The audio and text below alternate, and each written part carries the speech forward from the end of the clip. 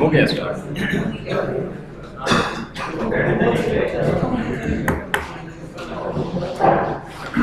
Okay, please pay attention. Roll number 61,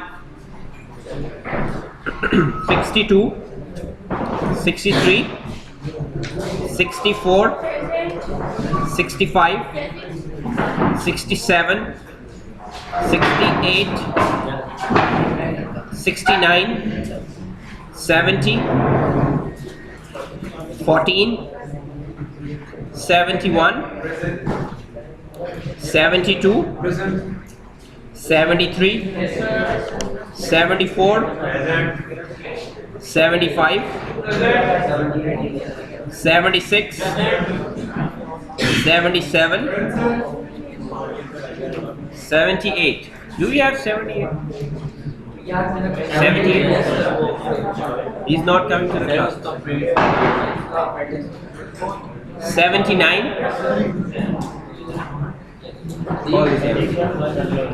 Sit down. Okay. 79. 80. 81. 82. 83. 84. 85. 86. 87. Do we have 87? He's not coming to the class. Okay. 88. 89. 90.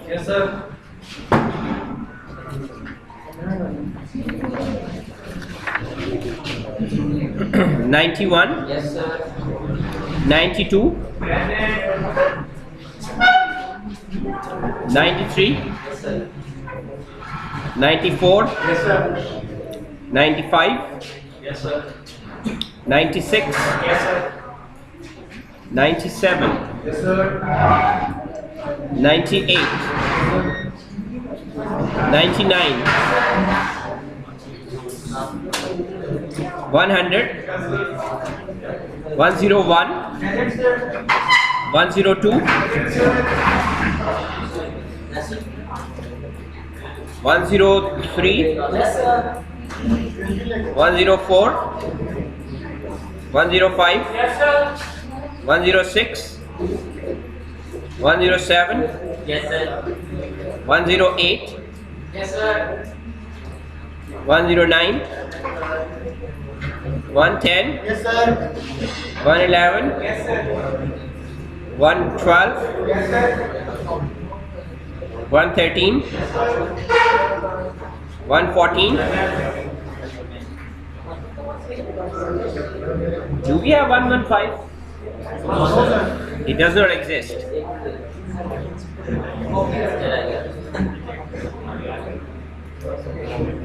116. 117. 118. 119. No. 120.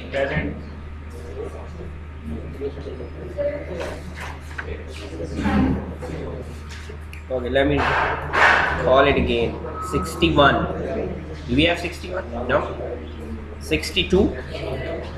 63. 67. 67. 68. 69. 70. Anyone else missing?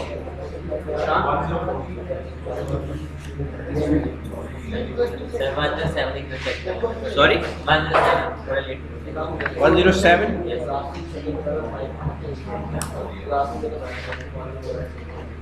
Hey gentlemen, quiet.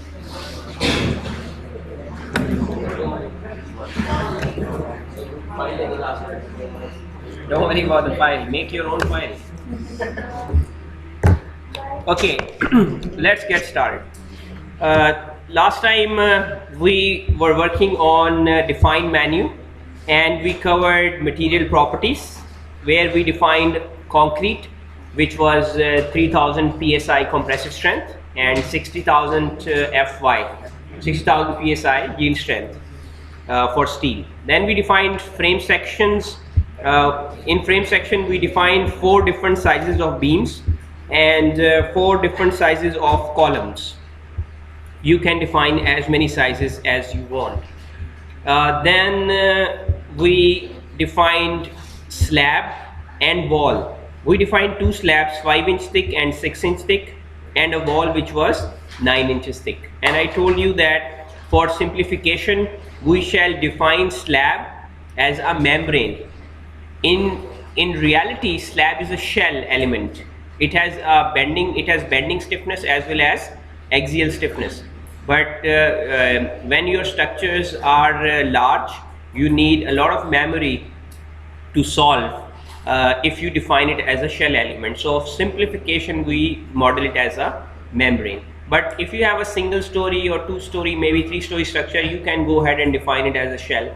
And then we defined a wall 9 inches thick, and I told you that wall will always be defined as a shell element. You can never define wall as a membrane, because if you define it as a membrane, it will be practically ineffective. So after that we defined static load cases, and they were dead loads. We defined 3 types of dead load: floor finishes, roof details, partition. And we said that out of these 3 we can have self-weight multiplier 1 for only one of them, okay, so that self-weight would be calculated and be added to the dead load. And we also defined live load with self-weight multiplier, of course, 0. And we postpone defining earthquake and wind loads because you have not studied earthquake. After that we shall be defining load combinations. The most common load combination for buildings is 1.2 times dead load plus 1.6 times live load. So you will come here and press this button, add new combo, name it, and again I say meaningful name, 12D and 16 live. That tells us what would be inside. So all the dead loads be multiplied with 1.2, and in our list you will find the load cases which you have previously defined in the previous option.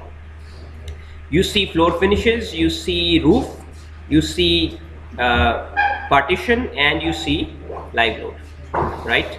So I will go ahead and pick this floor finishes and make the scale factor as 1.2 and add it, okay. Then I will pick the other load, roof load, keep the multiplier 1.2, add this. Then the last one, partition, and add this. So all the dead loads I have multiplied with 1.2. Now in the same combination, remember that this is one combination, I will pick the live load. Pick live load, and now your multiplier will be 1.6 and add this. Now you have defined this load combination in total, that all the dead loads are multiplied with 1.2 and live load is multiplied with 1.6, okay. Right now I am just skipping this one. By default it is add. You can, on your notes, you can write this load combination type and have a question mark. Load combination type, write this down on your notes and mark a question. Maybe later on you can go to the help and read about this. By default this option is fine. You can also develop envelope, ENVE, envelope. Envelope, I'm not sure if you have studied envelope or not. Enveloping means instead of plotting or getting shear force or bending moment from one combination at a particular point, the software would get the shear, bending, axial, whatever from all the combinations, okay, and plot the diagram for the maximum values out of all the combinations. But anyhow, I'm not going into the detail of this. By default it is add, and you can simply use this, but read it. So with this we have defined our load combination, which is 1.2 times dead and 1.6 times live. There is another load combination which is very first. It's not actually a combination, but it is factored load 1.4D. What happened? Oh, okay. You have your laptops. Yes.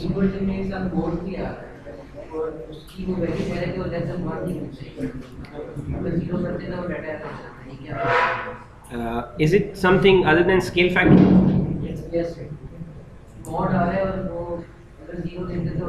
Okay, that is related to dynamic analysis, MODE mod. Yes, sir. Right? Don't worry about it. Right now we are doing static analysis.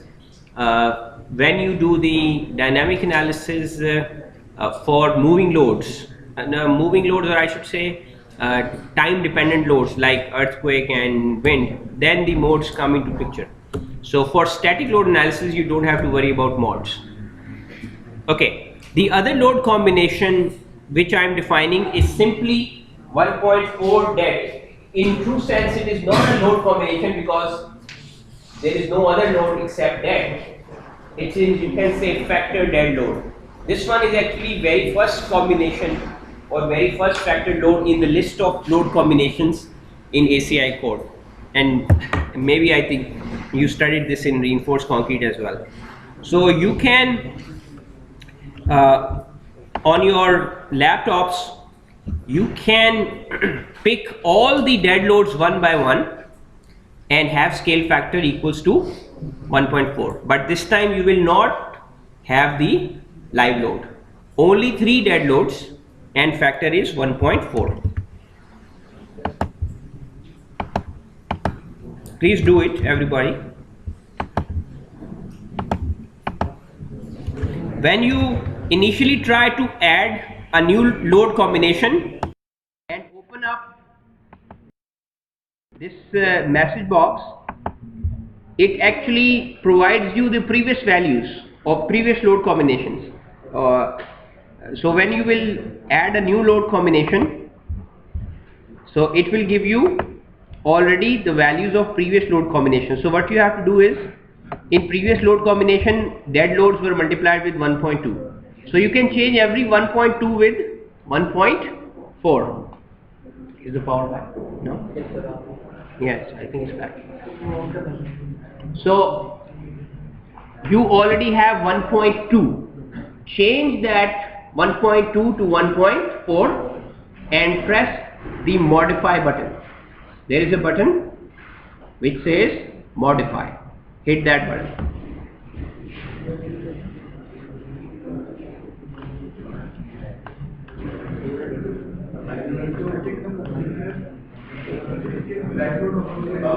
No live load. The very first the very first in the list of combinations is 1.4 dead, only 1.4 dead, no live. The second is 1.2 dead plus 1.6 live. You can see these load combinations in your steel book and also in your concrete book. Yeah, in the very first chapter. Okay, how can we make this thing work? Is there any light which channel is working?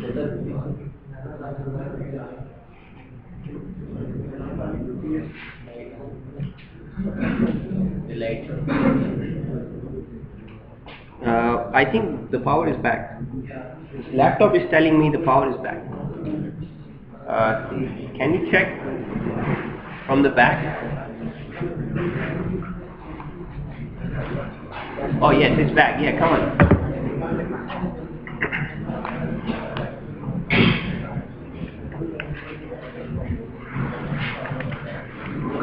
Okay,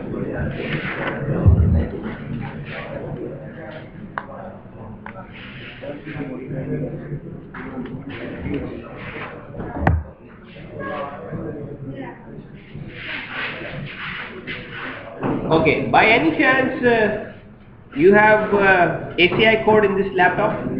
Whose laptop is this? Do you have ACI code in this laptop? ACI? No? Okay. No, ACI. 318. ACI 318. Okay.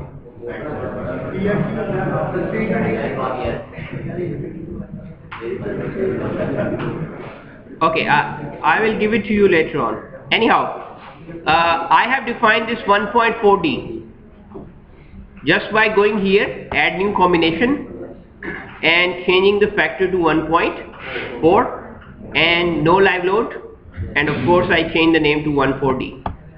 So that's how you define load combination, and you can define as many combinations as you want. Okay. ETABS also has default combinations in its library, and I can show you from here. Define menu right here, add default design combinations, add default design combinations. Okay, so when you hit this button or hit this option, this message box tells you or asks you what design load combination you want to add, for steel frame design, for concrete, for composite, or for concrete shear wall design. If we are designing concrete structure with shear walls, then we will check this option, concrete frame design and concrete shear wall design.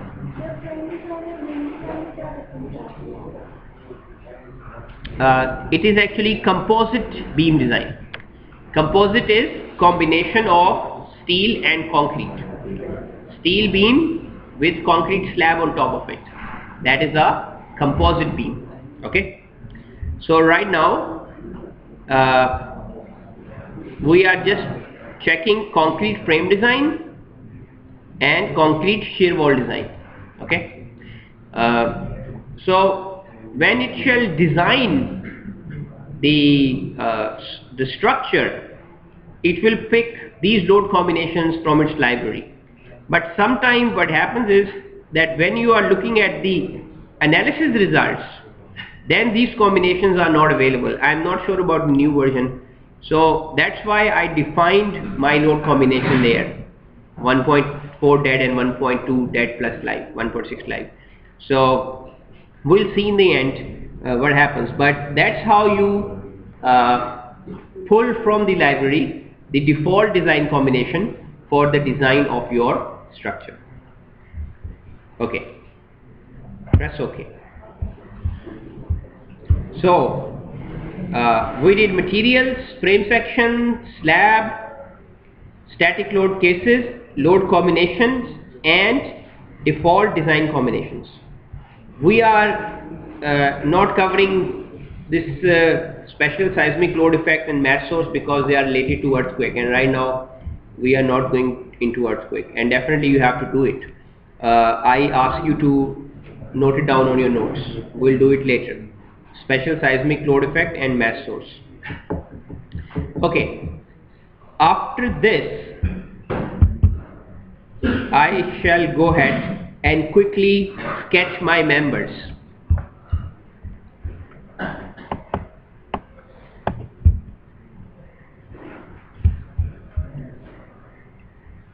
Okay, now it will be a little different from the last time we were doing it. When you hit this draw button, draw a line, this panel, small panel appears, and from here you can pick the section. It provides you an option that right at the time of modeling your beam or column, you from this drop down menu you can pick the member you want to plot, or you can pick the section you want to draw. And in this list you will see all those beams and columns which we have defined earlier. Okay, so if you have a rough idea that what could be the probable size of the beam based on the span, then you can pick it from here right now and draw it. Okay, you can modify it later on, that's not a problem. We can modify it by using the option of assign. So let's pick 9 inch by 15 inches. Okay,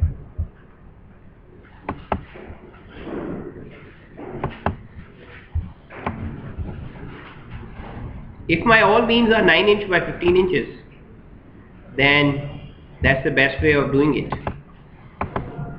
You see,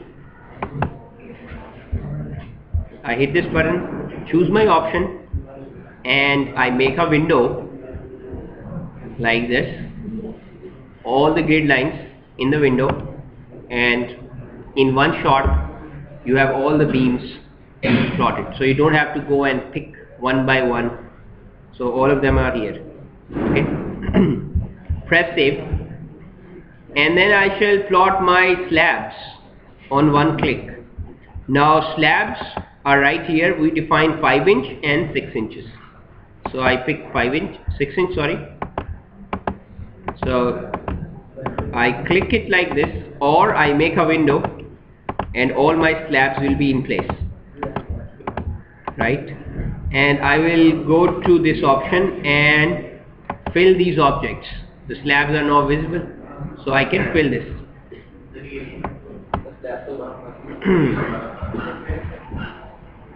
You know, I don't repeat things. Okay, the next thing is columns. No, actually it's very simple. You just use this I use this option, and after using this option I just pick up my slab, the right size, and just on a single click you have the slab. Okay, next thing is columns. So we have plotted the columns previously. I mean, I told you how to do it. You can do it in plan. For example, column is a line, right? So options must be here. Either you plot the column in elevation. I look at elevation number 1.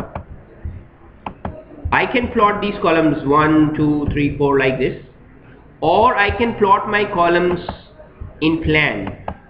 If I want to plot in plan, I use this option, create column in region at a click, right? So I can pick my column. Say I want 15 inches by 15 inches. I pick from here, and just on a click I have all my columns. I mean, one click, one column, or I make a window like this, have all the intersections in my window, and all my columns would be in place.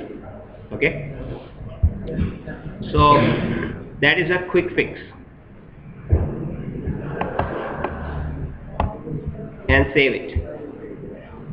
So right now I have a single story structure which has all the columns 15 inches by 15 inches, all the beams 9 inch by 15 inches, and all the slabs 6 inch thick, right? These are my trial sizes. So at later stage, if you want to change your sizes, you can use the options in the assign menu. So we are now going to our next menu, which is assign menu. And when you drop this menu of assign, most of your options are dead. Okay, options will be active when you select some member. What does assign mean? Assign means that what you have defined in the library, You define live load, dead load, load combinations, you define frame sections, beams and columns, you define slabs and wall thickness, all that. So assigning means that picking up from that library and telling the software that this particular beam or this particular column is of this size. This is assigning an attribute to our structure. Okay. If you define it in the library using the define menu, that you have 4 sections here for the beams, and if you don't assign it, then defining is not useful. Defining is immaterial. Defining is just like that you go to the library and get a book and place it in your shelf, right? And you don't read it, and one day you pick the book and return to the library. So just by getting the book from the library doesn't mean that you have actually got benefit from the book, unless you open the book or use it for some purpose. So it's the same thing. When you define it in the library, it is like the book you have received, but unless you open it, unless you use it, it is not useful. So what we are going to do now is we are going to assign some of these sizes to our real members, and partly we have done it. When we were plotting beams, we picked that all my beams will be 9 inch by 15 inches. Now at later stage you say, okay, these beams, 4 beams or exterior beams are of bigger sizes. Maybe because exterior beams have walls, sometimes your exterior beams have periphery walls and interior beams have no walls. So maybe their size is bigger. So you pick them up, select them, and your software will tell that you have selected 16 lines. Okay. You go to assign, and this time you will see that some of the options are active. Because beam is a line element and ETABS call line element a frame. That's why the 2 options which are related to frame right here and this one are active. If you select an area, then option related to area will be active. If you select a joint, then option related to joint, the first one and the 4th one will be active. So only those options will be active for which you have selected the respective member. Okay. So I want to change the size. I have selected the member. Now I will go here, frame line, and the very first option, frame section. Okay. Hit this, and you will see the list of those sections which you have defined while using the define menu. Okay. So right now my beams are 9 inch by 15 inches and I am changing this size to 12 inches by 18 inches. Okay. And of course you can choose any size. Okay. Once you do that, you will see it will display the sizes 9, 15 for all the interior and 12, 18 for all the exterior. Okay. If I refresh this,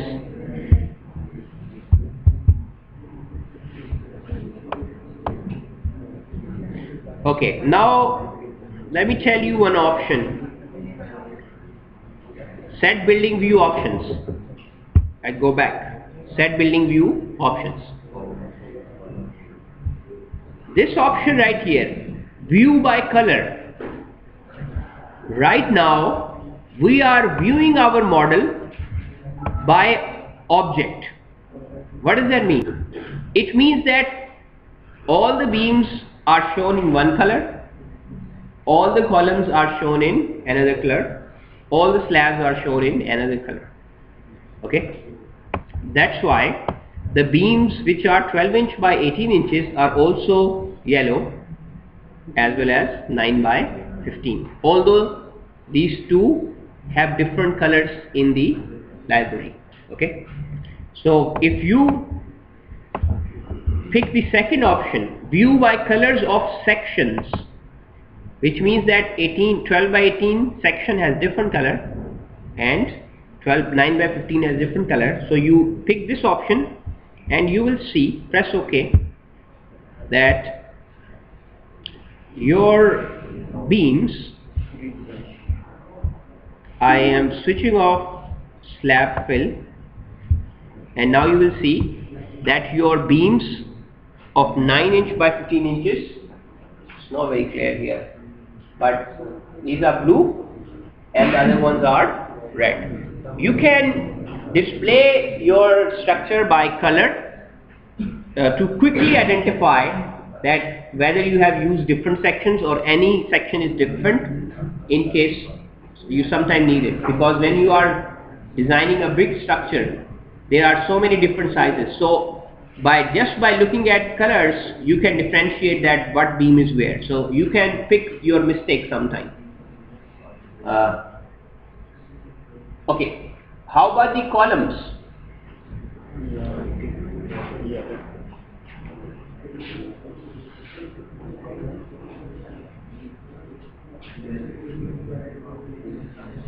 Okay, columns are yellow.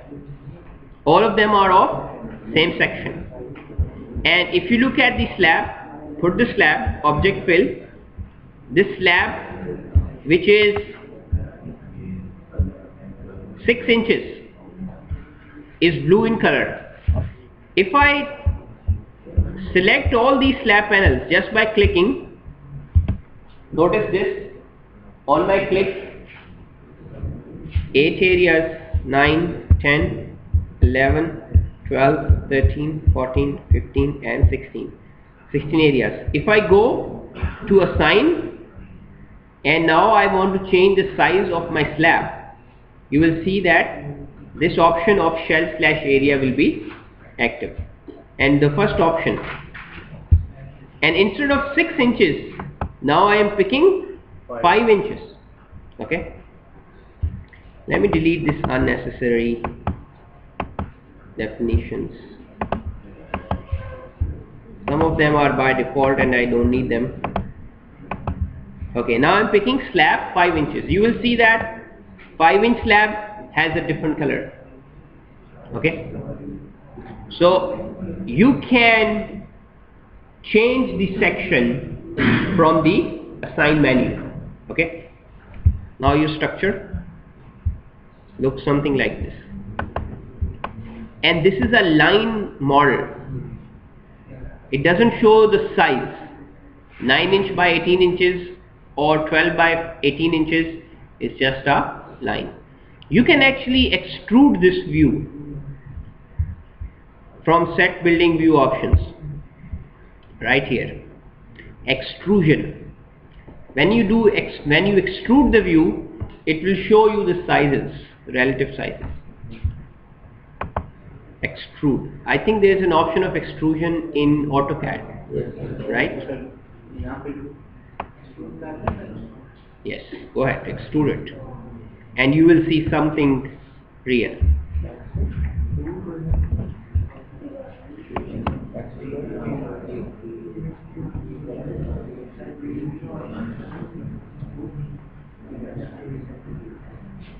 Right?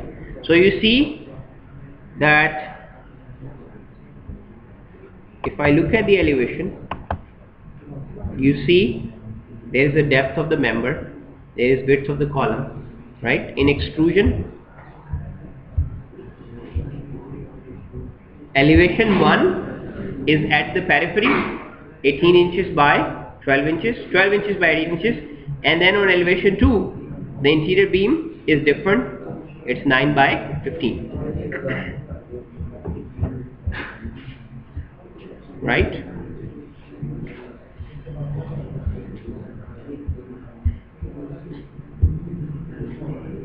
Okay.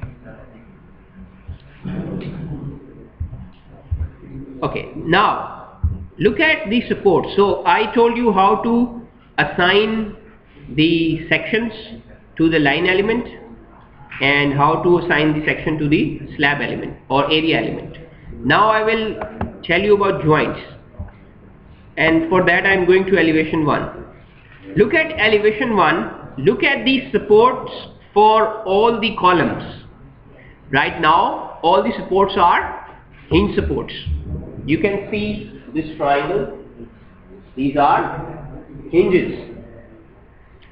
Okay, in frame structure, when you have a concrete column and concrete foundation at the base, you can consider that foundation more of fixed than of hinge. So you can, I mean, it may not be a perfect fixed support, but it is more close to fixed support than to a hinge support. Why? Because you have designed foundation, right? An isolated foundation. So the reinforcement from the column enters into the foundation. So that joint, this joint, is a monolith joint. So you can consider this. Why is this? You can consider this like this: a column which has a fixed foundation. Okay? It is not an ideal fixed foundation, but it is more close to a fixed foundation than a hinge foundation. Okay? So instead of having hinges at the base, we will have fixed supports at the base. And for that we have to go to assign menu. But before you go to assign menu, you have to select your supports. Okay. Either I go from one elevation to the other and select these supports one by one like this: elevation 1, elevation 2. The smarter way is that I go to the plan of the base, right? And when I go to the plan of the base, all the supports will be visible to me. So I make a window and select all of them, and right here you will see, say, 25 points are selected, right?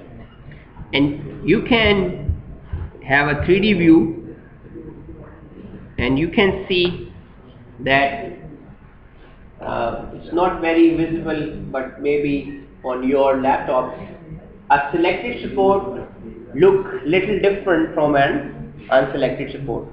There is a cross. So right now all my supports are selected. There is a cross line here which you see when the support is selected. So what you do after selecting, you go to assign and joint, restraint. You go to restraint. Okay, hit this and you will see a fixed support, a hinge support, a roller and a pin, right? So pressing these buttons will check and uncheck some of the check boxes you see in this panel. When you hit the fixed, all of them are checked. Are you studying stiffness method? Yes. Okay. Are you studying degrees of freedom? Yes. Okay. Any point in the space has 6 degrees of freedom, Yes, sir. right? If you restrain all the 6 degrees of freedom, it becomes a fixed support. 6 degrees of freedoms have 3 translations: 1, 2 and 3, right? And 3 rotations about x-axis, y-axis and z-axis, if I talk about global axis. So if you restrict all 6 of them at any point, it means it is a fixed support. So when you hit fix, all the three translations and all the three rotations are restricted. When you hit a hinge, then what happens? Then rotation is not restricted, and you will see all the rotations will be unchecked, right? And when you hit a roller, then what?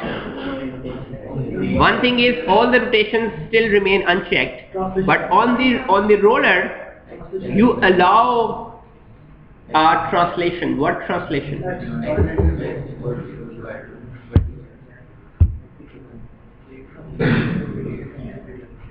In this case, Z or Z is vertically up. Okay, that is restricted for a roller, but this one and this one, both, I mean, on the ground the structure can move, right? Like you place something on balls, it can easily move, but it cannot go down because of vertical reactions. Okay, that's why for a roller the translation in that direction is fixed, right? It's checked. But when you hit this pin is a point in the air having no restraint, right? It's like a flying object. All the 6 degrees are free, right? So these are two extremes, fix and pin. So we will hit fix, and when I press OK, you will see that this symbol will change. Right now it is a triangle, right? It will change to something else, right? For all of them.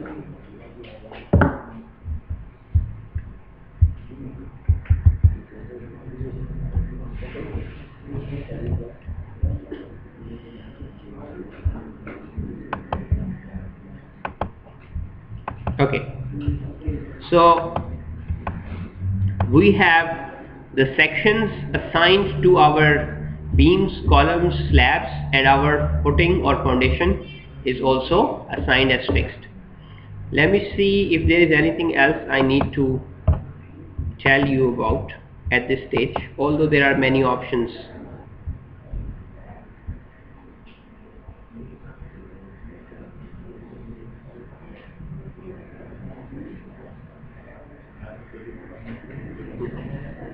Okay, right now, not in the frame, wall, local axis, pier, tables.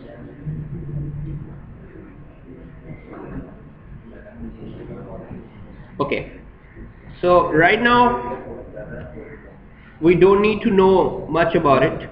We will go to loading. Okay, at this stage assigning the section is sufficient for you. There are other options which are little advanced options which we can cover later on, but now it's a time to talk about loading. Okay, what type of loading you can have? This is a structure which can have area loading, like this loading. Occupancy loading is generally area loading, and line load. What is a line load? This wall is constructed on a beam.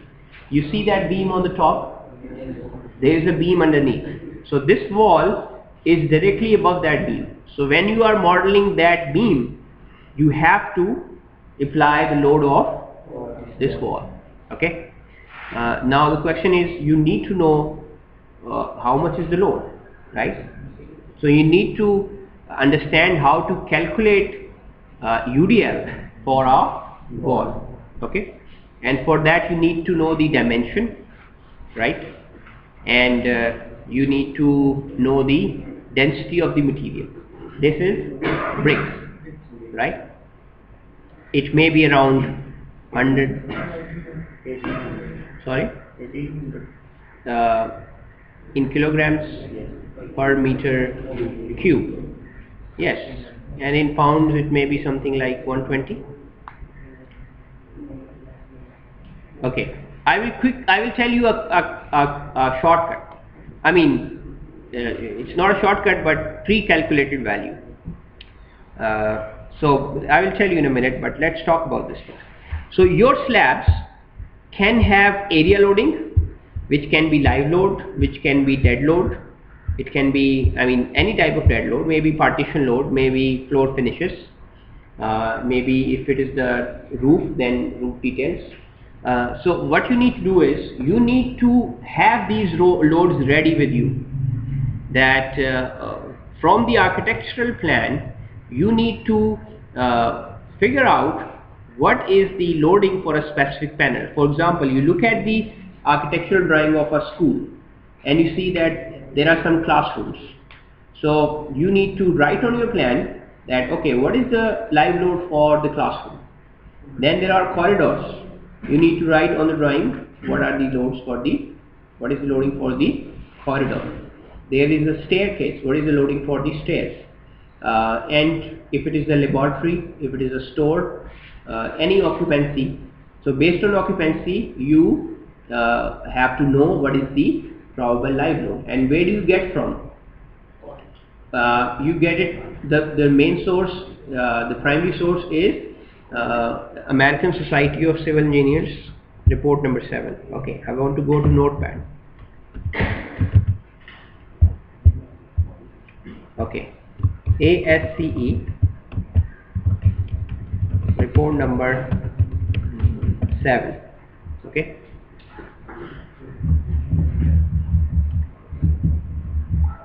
The old version of this,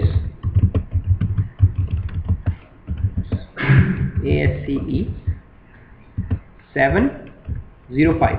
05 is 2005. I think the new version is also available, but these things doesn't change much. You can download this from internet, maybe from RapidShare or somewhere. It's available. So there is a table in this report which tells you the magnitude of live loads or occupancy loads for different purposes. And I think you can also find this in your reinforced concrete book from Dr. Zaid Ahmed, right? So you can simply look at your architectural plan, look at the use of that panel and go to that table and write down the load. So have all the live loads ready so that we can place them here. Okay, I will just for demonstration purposes,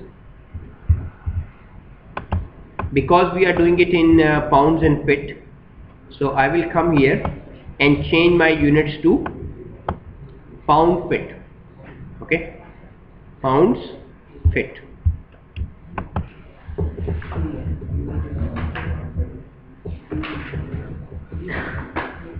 Now let's have an idea.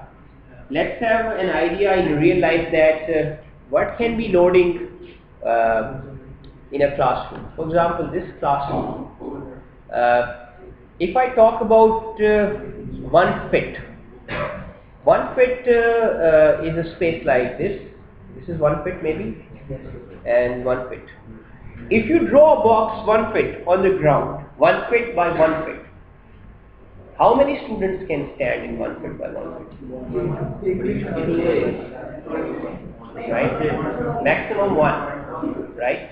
So imagine that we divide this room into boxes of 1 foot by 1 foot.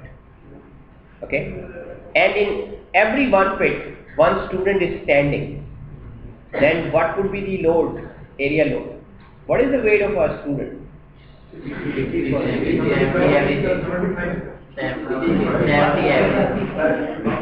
let's make it 60.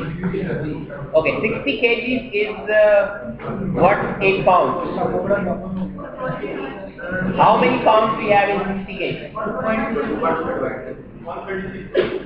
That's 2.204. 60 into 2.204. 120. Around what? No, less more than 1. 132. Right? So if in a classroom, in every 1 foot by 1 foot, 1 student is standing, then the load in this room on average can be 130 pounds per square feet, right? But that is not going to happen. Okay, you will not see a classroom where you have one student in every 1 feet square. So based on statistical analysis and survey of many thousand classrooms, ASCE has predicted a value, which is maybe half of it, around 60 pounds per square foot. For example, right now you are sitting on a chair, and one student may be occupying a space of no, it's more than 2 by 2 actually. It's actually on this side it may be 3 feet, and on the other side it may be 2 feet. So 3 feet by 2 feet, how many square feet? 6 square feet. So on a 6 square feet area one student is sitting. Weight of the student is say 130 pounds plus weight of the chair. Say it is another 40 pounds. So 130 plus 40 pounds, 130 plus 40 pounds, 170. So 170 pounds in a 6 feet square area. Can you quickly do the math? 170 divided by 6. What do you get? 28. Say 30. So right now, based on our sitting arrangement, in every 1 feet square, we have a load of around 30 pounds per square feet. Right? ASCE requires around 50 or 60, maybe 50, I'm not sure, I'll have to check, right? So ASCE loads are on the higher side, okay? So I strongly recommend that you just don't have to remember these numbers, you also have to have physically idea of what 30 pounds or what 40 pounds or 100 pounds per square feet means, okay? Everybody is clear about this concept? So I will, just for demonstration purposes, I will apply same load or maybe similar loads in these 8 panels. I am applying a different load. Go to assign, go to shell area loads, and yes, we are only talking about live loads. Right now I am talking about live load. Okay, go to uniform. Uniform means our load is uniformly distributed. This is an assumption. Is this load uniformly distributed? No, it's not uniformly distributed because every student weighs different and you are not sitting uniformly. Part of the slab is loaded, but this part is unloaded. The part at the back is unloaded. But we cannot mimic this non-uniformity in the structure. It's impossible.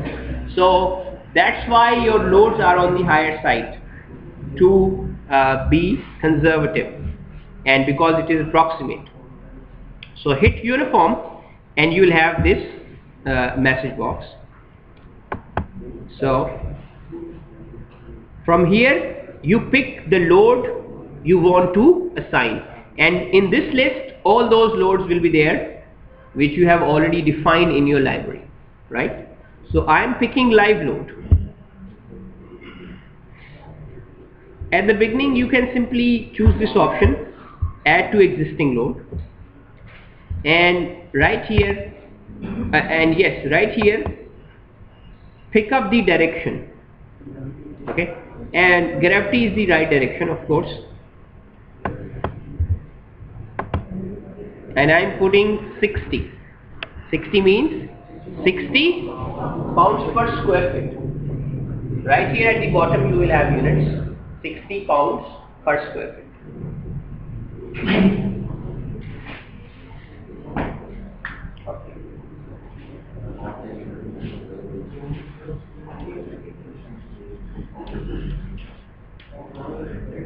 60 pounds per square feet says that one student is in almost 2 square feet, or in one square feet is half the student. No. Sir, 8 square meter per block. No. Actually, 2 square feet. One student. Yes, sir. Yes, sir. Say one student is 130 pounds, so 60 pounds per square feet. Every student is occupying a space of 2 feet by 2, 1 feet by 2 feet, or 2 feet square. Okay, this is live. Can somebody convert this in kg per meter square? Yes, sir. Please go ahead and convert this in kg per meter square.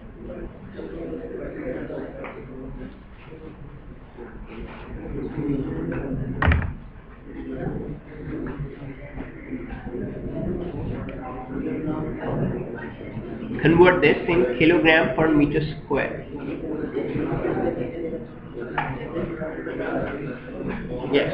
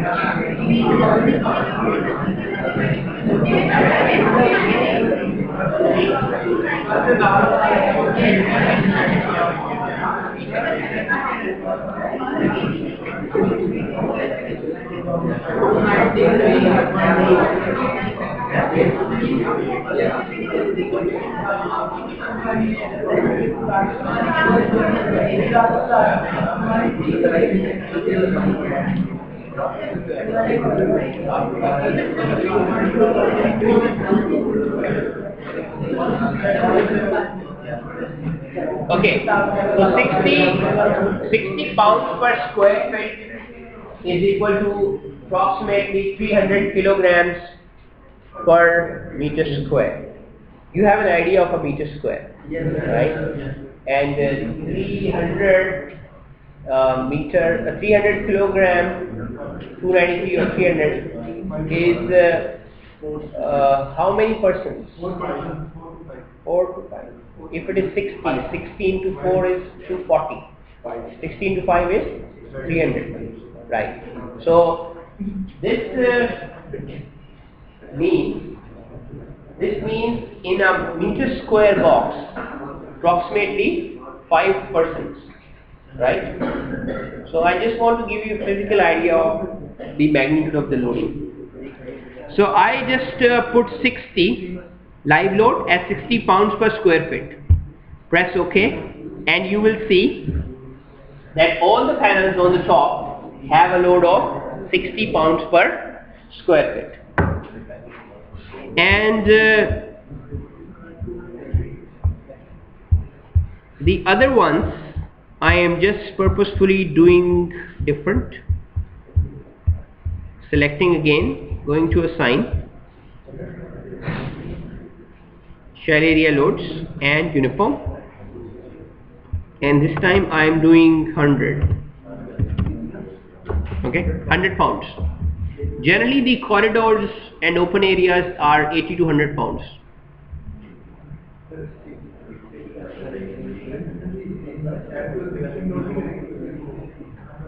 Okay, yes. Now the thing is that which option you want to pick.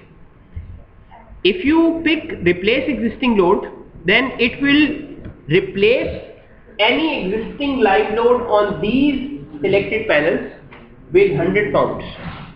Okay. If you do add to existing load, then it will simply add this 100 to existing live load. Okay, because this is live load. And if you put delete, then of course everything is gone. So when you don't have any load already, then it's immaterial you pick replace or add, because there is nothing which exists. Press OK and you will have 60. Now you say okay, this was not 60, this is 80, these 4 panels. So you go select, go assign, and you say okay, you want to make this 60 as 80. Either you put 20 and pick this option, add to existing load, right? You plug 20 and say add to existing load, or you plug 80 and say replace the existing load. Either way is fine. So I do 20 and add to the existing load, and you will see this will change to 80. This is live load. Then we apply the dead load. As I told you before, we don't have to apply the self weight, it's already there. Software will calculate by itself. So I am selecting all my panels and say I apply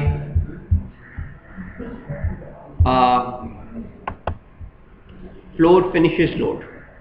You know, this floor finishes load approximately say 50 pounds per square feet. How will you get this floor finishes load? I told you that a live load you can get from translation from the ASCE report number 7. Okay. This floor finishes load you can get from the architectural drawings. When the architect gives you the drawing, he generally shows the details of floor finishes, what materials and what are the thicknesses. So from the density and from the thickness you can find out what is the magnitude of the floor finishes load. Okay, so by using that data you can figure out the floor finishes, plug here and press OK, and you will see every slab panel has now 50 pounds per square feet.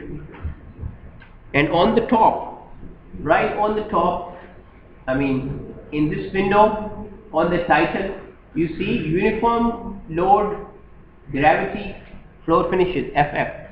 You see FF? But you don't see live load, right? You don't see the live load which we have already defined or already assigned. So it is actually there, but it is not visible.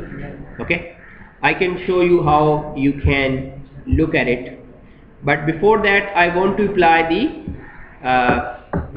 partition load as well. Okay, now there can be two types of partitions. One partition load, for example, this partition wall which is partitioning S7 from S6, this is directly constructed over the beam. There is a beam underneath. So this type of load, this type of partition load can be directly applied on the beam as a UDL, as a line load. Okay, distributed line load.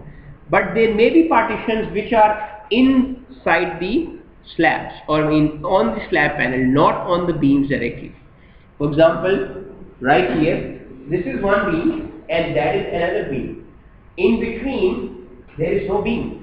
There is only slab. So if you construct some wall here, maybe make a small cabin, or sometime, you know, in the halls there are low height partitions, or you may small cabins sometimes. So those partition walls apply the load directly on the slab. So you have to calculate those partition loads and distribute it over the slab. And how can you do that? You can simply calculate the self weight of all the walls. How? From the wall thickness, from the height, and from the length. You get the volume, multiply with the density, you get the load, and divide it with the area of the slab. So what you will get? You will get a distributed partition load. But this is only for the walls which are directly constructed on the slabs, not for the walls which are constructed over the beam. Yes.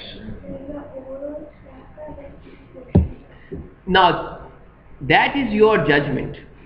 If you see plenty of walls in the room all over, okay, then it is better that you distribute over the entire area.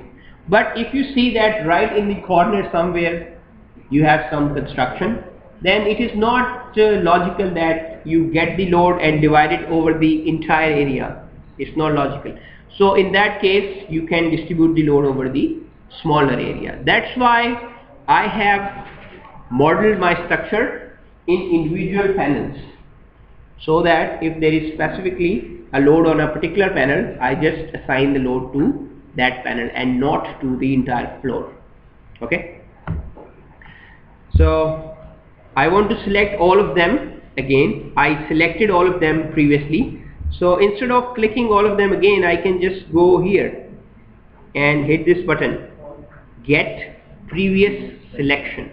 Okay. When I hit this, you will see all my 16 areas will be selected again. And I go to assign shell area loads, and this time I pick partition load. Okay, and I am assigning a partition load of 70 pounds per square feet. Now partition load is also something which is different for different panels, right? In some panels there is partition load, there is partitioning. In other panels there may be no partitioning load, right?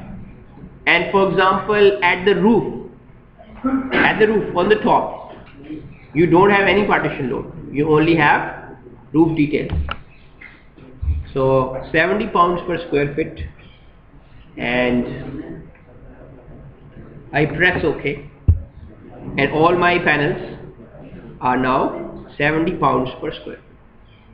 Okay.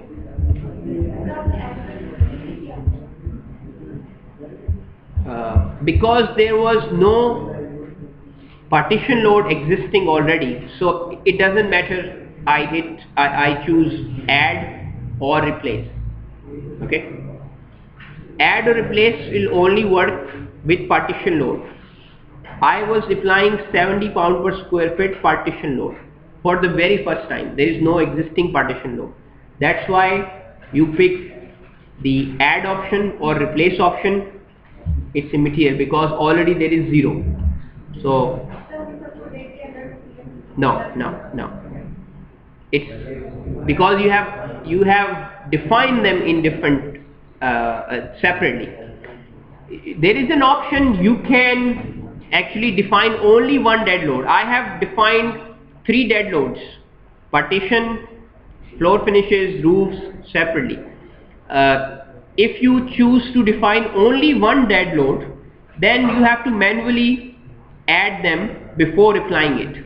That you calculate the partition load, you calculate the floor finishes, sum them up on the paper, and you apply the sum here.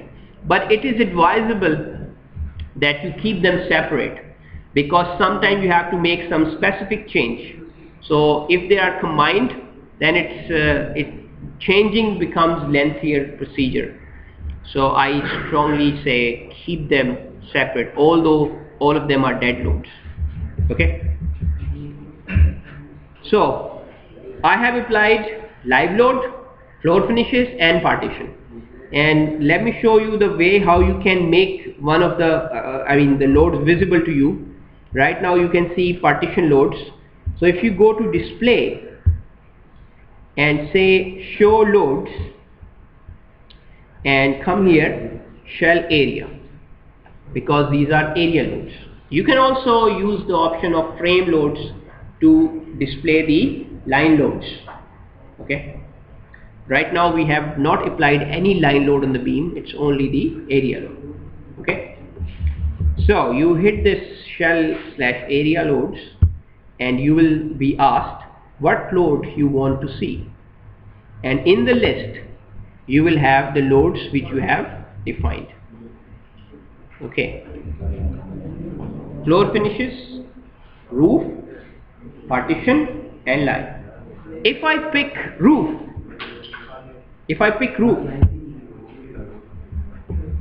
have I applied any roof load? No. So if you pick any load which you have not applied, you will see that this OK button becomes inactive. That tells you that you have not applied this load. Sometimes this option is also helpful when you want to pick whether you have applied certain type of load or not. You go here and it will tell you that no, you have not applied the roof load. So you go back and apply the roof load. Yes, I want to see live load, and now you will see live load is active. No, you can only display one load at a time. Press OK and you will see your live load will be visible. 100, 80, 60.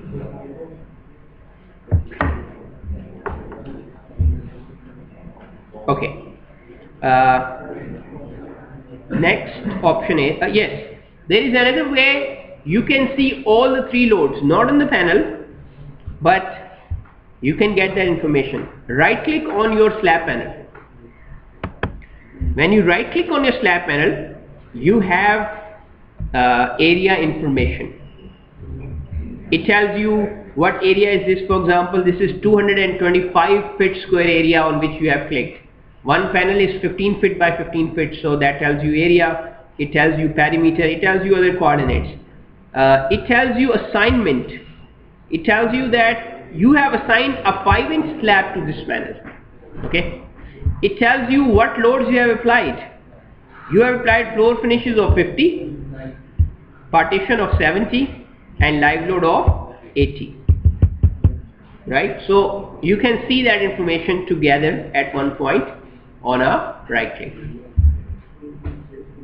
You can also see its label. The label is F7. Okay. It's on story 1. Okay, so we finished applying area load. Now we can talk about line load. Line load is a uniformly distributed linear load, and it generally comes from the walls. Look at this wall. This wall is a line load. This wall is a line load. It has no third dimension. It has a linear distribution. When you are calculating the line loads from the drawings, you ignore the openings of doors, windows and ventilators. Okay? You don't have to be that precise, and you don't know, maybe in future they just construct the wall instead of window. You don't know about the lifespan. So whenever there is a wall, consider it as a solid wall. Okay? And you determine line load. If I give you the dimensions, but don't worry, I will tell you. If you have, I have not calculated by myself, but I have learned. If you have a 9-inch wall, a 9-inch thick wall. This wall is 9-inch thick. If you have a 9-inch thick wall which is 1 foot high,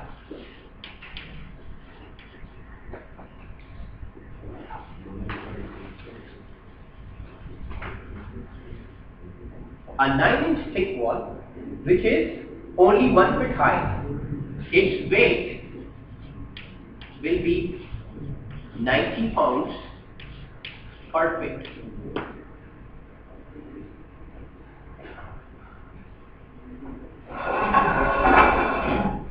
You can do the math later on, and I strongly recommend that you verify this number.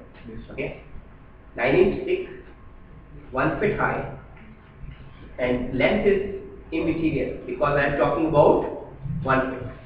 Okay, 9-inch by 1 foot. I mean, this is 9-inch wall. Up to this point, 1 foot. The load is 90 pounds per foot. If it is a 12 foot high wall, then what you do? Simply 90 into 12. Okay? And this is a linear number. Means a 4.5-inch thick wall, which is 1 foot high, is 45 pounds per foot, half of it. If it is 13.5-inch wall, then 90 into 1.5, right? So 9-inch wall, 12 feet high, omega is 90 into 12. What is that? 1080 pounds per foot,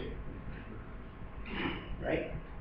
But verify this number. I mean, you should know how to do it because you may have to do it in future. Nowadays, people also use blocks instead of masonry. I mean, instead of this clay bricks, people are also using concrete blocks, which are generally 8-inch thick.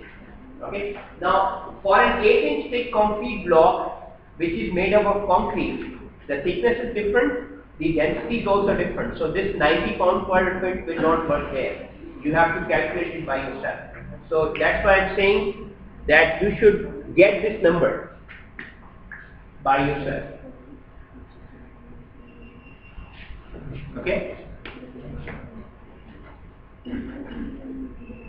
So anywhere you have a partition wall directly on the beam, you shall apply this UDL. Okay? So let's assume that in our structure, walls are only at the periphery. Okay? So what I will do, I will pick up all the peripheral beams .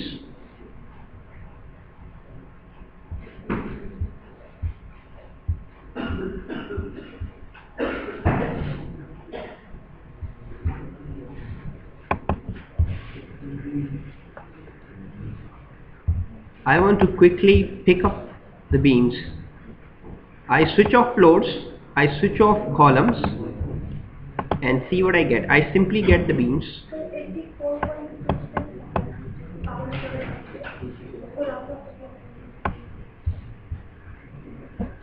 Just a minute.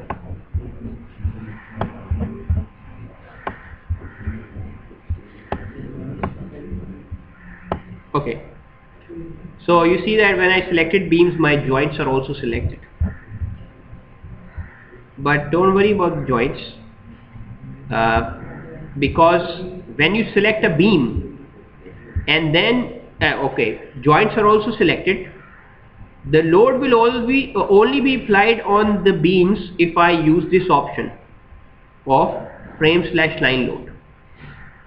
When I use this option of joint/point load, only then the load can be applied on the joint. So no matter it is selected or not, if I am using this option of line load, only my beams will be getting the loads. So first you select the beams, then you go to assign, then you go to the frame/line load, and then you tell or pick whether you want to apply a point load on a beam anywhere or you want a distributed load. We want a distributed load of 1080 pounds per square foot or per foot. Okay, this panel opens up. Make sure that units are pounds and feet, and make sure that your load is appropriate load, the type. It's not a roof load, it's not floor finishes, it is partition. It's not a live load. Okay, it's a partition load, which is a dead load. Then it's a force, it's not a moment. Okay, it is a force. You can apply point movement if you want. I mean, just telling you, it's a force. The direction of this force is gravity. Okay, now there are two options here. One is trapezoidal loads and the other one is uniform load. This option of trapezoidal loads is used if you want to apply a VDL. Yes. Okay, you want to apply a VDL, you use this option. But in our case, and in most of the cases, you have a uniformly distributed load, then you will use this option. And our load is 1080. So I come here and say 1080. Okay. Everybody's clear about this? This is very, very important. Sure.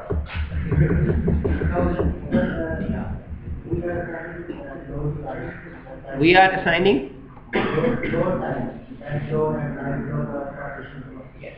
We have not option of partition load. How can we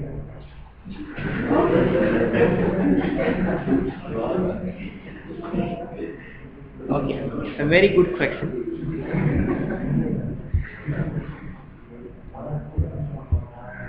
For that we have actually to go to define again and to static load cases, and from here pick dead load and name the load partition load and then add new load.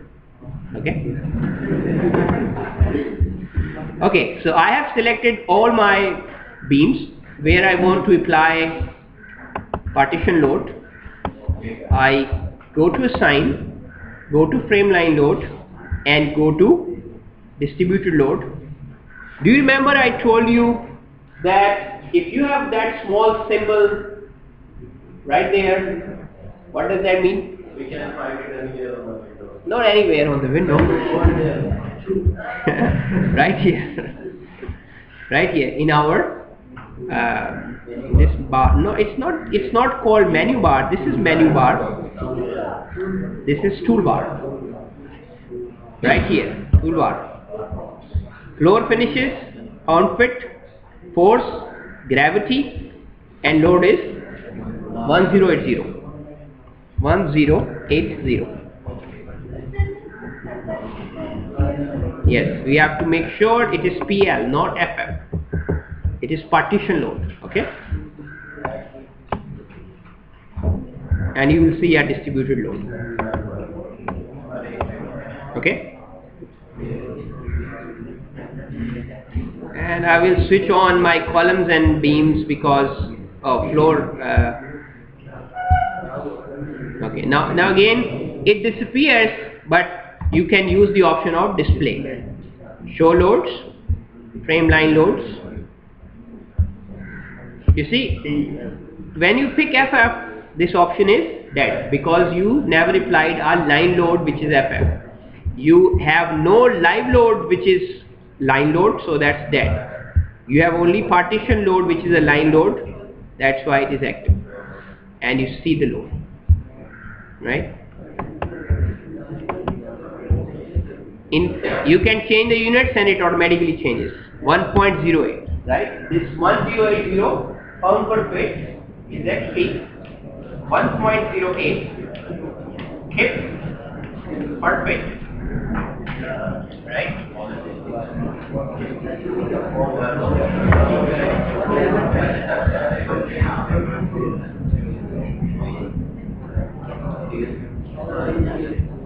Yes.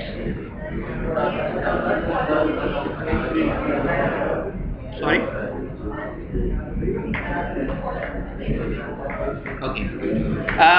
The question is that, please pay attention.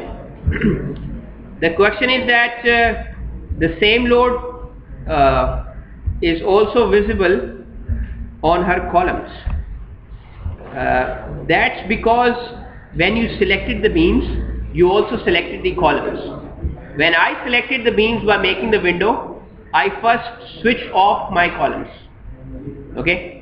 So if you select the columns by mistake and you assign the line load, it will be also visible on the columns, you see.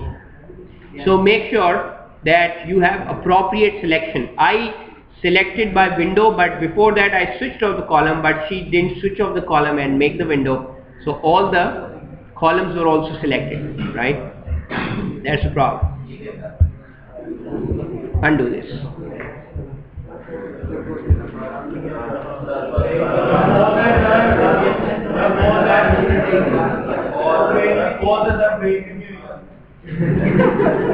Okay.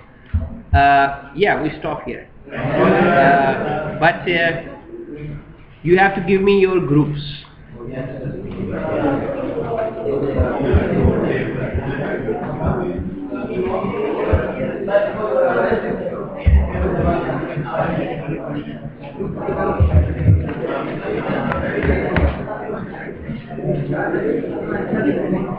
Okay, who are the group leaders? Group leaders can raise your hands. Very good.